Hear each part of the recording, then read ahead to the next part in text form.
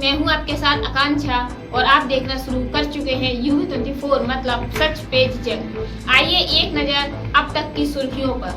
इस दुनिया की बड़ी खबरों की सुर्खियों पर नजर डालने से पहले आइए नजर डालते हैं आज के इतिहास पर। आज 8 जून है और 8 जून का दिन इतिहास के पन्नों में आखिरकार कैसा है। इस 8 जून के दिन देश दुनिया में कौन सी बड़ी घटनाएं घटी थी, जिसके बारे में हम आपको अब बताने जा रहे हैं। इतिहास से अच्छा शिक्षक कोई दूसरा हो नहीं सकता। इतिहास सिर्फ अपने में घटनाओं को नहीं समेटे होता है, बल्कि इन घटनाओं से भी आप बहुत कुछ सीख सकते हैं। आज ही के दिन श्याम का नाम बदलकर थाईलैंड किया गया था। इसी कड़ी में जानेंगे कि आज 8 जून को देश दुनिया में क्या कुछ हुआ था, कौन सी बड़ी घटनाएं घटी थी जिसने इतिहास के पन्नों पर अपना प्रभाव छोड़ा था। 8 जून की महत्वपूर्ण घटनाओं की अगर बात करें तो आपको हम सिलसिलेवार तरीके से बताते हैं। 1557 8 जून सन 1557 को ही इंग्लैंड ने फ्रांस के खिलाफ युद्ध की घोषणा की थी। 8 जून को ही 8 जून 1655 को यहूदियों ने रोम के खिलाफ बगावत की थी।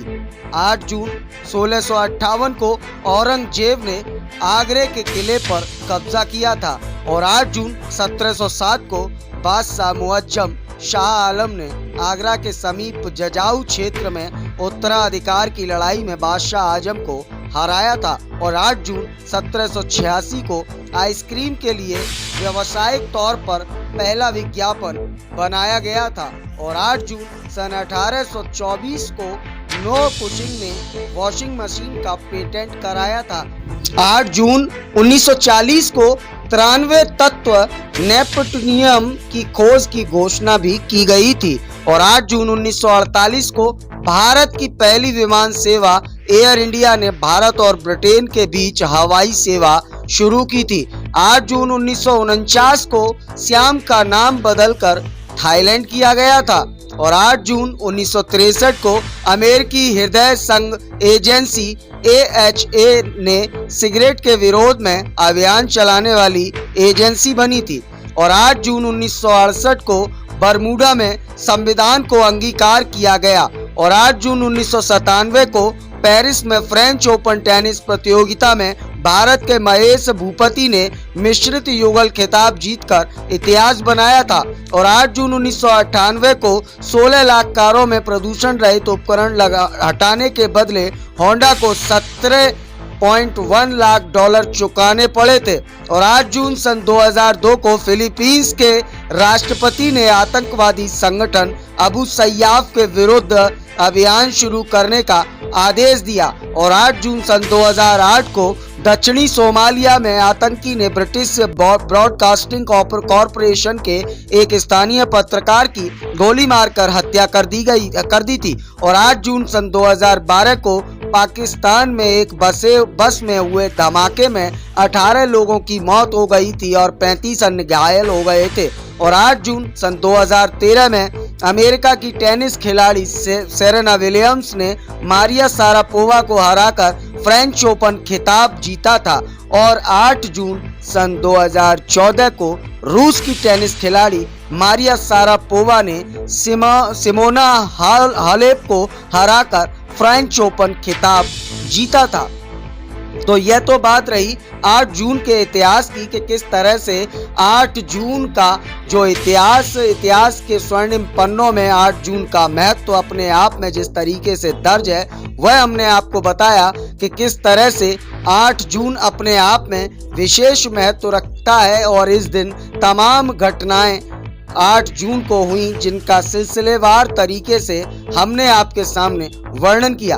अब बात करते हैं देश दुनिया की इस वक्त की बड़ी खबरों पर, सुर्खियों पर फटाफट अंदाज में। गुजरात में टैक्स फ्री की गई अक्षय कुमार की फिल्म सम्राट पृथ्वीराज। धमकी मिलने के मामले में किसी पर शक नहीं, सलमान खान। जम्मू कश्मीर शोपिया में एक आतंकवादी मारा गया, मुठभेड़ जारी। तीनों सेना प्रमुख कल संयुक्त प्रेस कॉन्फ्रेंस करेंगे। ममता बनर्जी ने भवानीपुर हत्याकांड की पीड़िता के परिजनों से की मुलाकात। इंतजार की घड़ियां खत्म, जून के दूसरे हफ्ते में जारी हो सकता है यूपी बोर्ड का रिजल्ट। ईडी ने सत्येंद्र जैन के करीबियों के पास नकदी आभूषण बरामद किए। यूपी के राज्य मंत्री नरेंद्र कश्यप कोरोना पॉजिटिव, लखनऊ में हुए क्वारंटाइन। मूसेवाला हत्याकांड में एसआईटी ने 8 लोगों को किया गिरफ्तार, रेकी समेत कई अन्य आरोप। मूसेवाला मर्डर केस में संदीप केकड़ा और मनप्रीत मन्ना को पुलिस ने अदालत में पेश किया। कानपुर हिंसा मामले में अब तक 50 लोग गिरफ्तार, ADG law and order. PM Modi 20 जून को 2 दिन के लिए कर्नाटक दौरे पर जाएंगे, मैसूर में मनाएंगे योगा डे। जम्मू कश्मीर में शोपियां में बस में आए आईईडी ब्लास्ट में मामले में 2 आतंकी गिरफ्तार। कानपुर दंगों में पत्थर फेंकने वाले आरोपियों को आज नया पोस्टर जारी करेगी पुलिस। सिद्धू मूसेवाला को इंसाफ दिलाना हमारा फर्ज, राहुल गांधी। ठाणे नूपुर शर्मा को पुलिस ने 22 जून को पूछताछ के लिए बुलाया। कांग्रेस सांसद नवनीत सिंह बिट्टू को जान से मारने की मिली धमकी। लखनऊ आरएसएस दफ्तर को बम से उड़ाने की मिली धमकी देने वाला आरोपी तमिलनाडु से हुआ अरेस्ट। बीजेपी ने कानपुर हिंसा पर अपने प्रवक्ताओं को बयान देने पर लगाई रोक। पीएफआई का दावा, कानपुर के हिंसा के आरोपियों से नहीं है कोई संबंध। गैंगस्टर गोल्डी बराड़ के नाम से लखनऊ के व्यापारी को धमकी हुई, 10 लाख की मांग। सिद्धू मूसेवाला के परिवार से मिलने उनके घर पहुंचे राहुल गांधी। हैदराबाद रेप केस में एनसीडब्ल्यू ने लिया संज्ञान, तेलंगाना डीजीपी को लिखा पत्र। जम्मू कश्मीर में टारगेट किलिंग मामले में बेंगलुरु से हिजबुल का कमांडर गिरफ्तार, लॉरेंस बिश्नोई बोला, सलमान को मिले धमकी भरे पत्र में उसका हाथ नहीं। कानपुर हिंसा में अब तक 50 आरोपी गिरफ्तार, सीसीटीवी फुटेज से हो रही पहचान। यूपी में सुशील आनंद को एमएलसी बना सकती है सपा, आजमगढ़ उपचुनाव में नहीं दिया गया था टिकट। सुप्रीम कोर्ट में मौजूद बैंक में लगी आग, 5 फायर ब्रिगेड मौके पर पहुंची। फिलहाल देश विदेश की बड़ी खबरों की सुर्खियों में इतना ही। ताजा तरीन खबरों के लिए बने रहे UV24 के साथ। हमें दीजिए इजाजत, नमस्कार।